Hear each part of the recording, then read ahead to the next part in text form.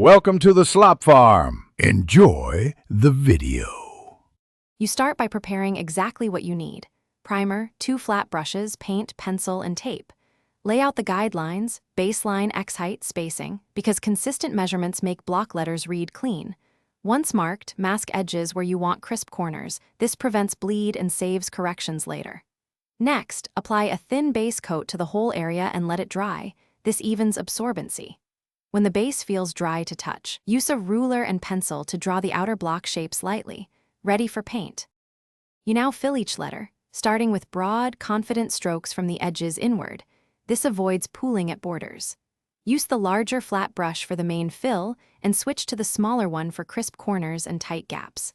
Once filled, establish form by adding a mid-tone shadow on one side and a lighter highlight on the opposite. This simple contrast creates the illusion of depth. Make sure to blend where shadow meets fill with short, controlled strokes. Consistent stroke direction keeps the surface even. You finish by refining edges and tightening shapes.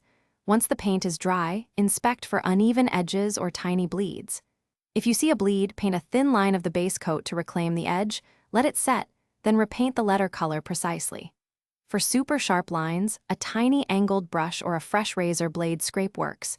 Use gentle, single passes.